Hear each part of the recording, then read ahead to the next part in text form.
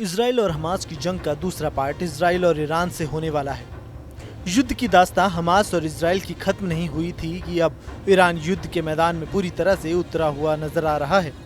Israel ने अपने एक दुश्मन का तो खात्मा कर दिया, हमास चीफ इस्माइल हानिया का, लेकिन अब इजराइल के साथ सीधी दुश्मनी में युद्ध के सामने खड़ा है ईरान, जो अब हमास का बदला लेने के लिए पूरी तरह से तैयार है।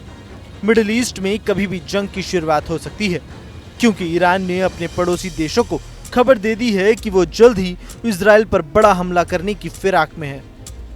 बढ़ते तनाव के बीच गाजा और मिस्र बॉर्डर पर मिली सुरंगों के बाद से इजरायली सेना की भी नींदें उड़ी हुई है। जी हाँ, इजरायली सेना का दावा है कि बॉर्डर के पास फिलाडेल्फिया कॉरिडोर में सुरंगें मिली हैं, जिनका इस्तेमाल लगातार किया जा रहा है, लेकिन वहीं इजराइल के इस दावे से मिस्र नकार रहा है।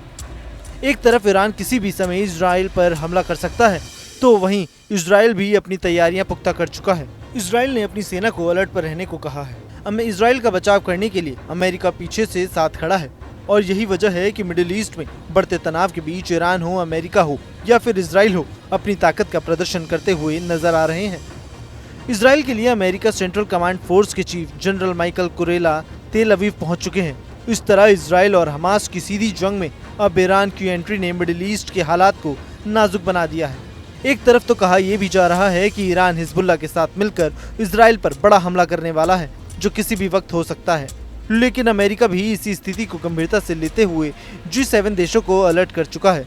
यानी एक तरफ माना जा सकता है कि अमेरिका अपने साथ इजराइल के लिए G7 देशों से भी मदद मांग सकता है। ईरान और हिजबुल्लाह की ओर से बदला लिए जाने का ऐलान करने पर मिडिल ईस्ट के बड़े स्तर पर युद्ध की आशंका बढ़ गई है। इस बीच अमेरिका राष्ट्रपति जो बाइडेन स्थिति पर चर्चा करने के लिए अपनी राष्ट्रीय सुरक्षा टीम की बैठक बुलाने वाले हैं। पेंटागन को आगे की स्थिति को रोकने के लिए क्षेत्र में अतिरिक्त सैन्य बलों की तैनाती का भी ऐलान कर दिया है। इतना ही नहीं, आपको बता दें कि जब से इजराइल ने हमास चीफ को मौत के घाट उतारा है, तब से लगातार ईरान इजराइल पर हमला करने की फिराक में है। हालांकि इजराइल के प्रधानमंत्री बेंजामिन नेतन्याहू ने कड़ा रुख अपनाया है और दुश्मनों के खिलाफ दृढ़ता से खड़े रहने की बात दोहराई है।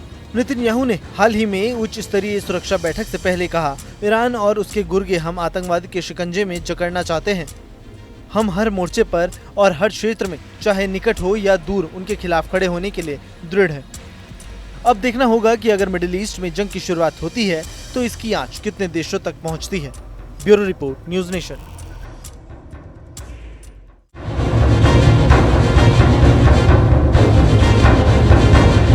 न्यूज नेशन अब व्हाट्सएप पर खबरों के ताजा अपडेट के लिए न्यूज नेशन के इस QR कोड को स्कैन करें।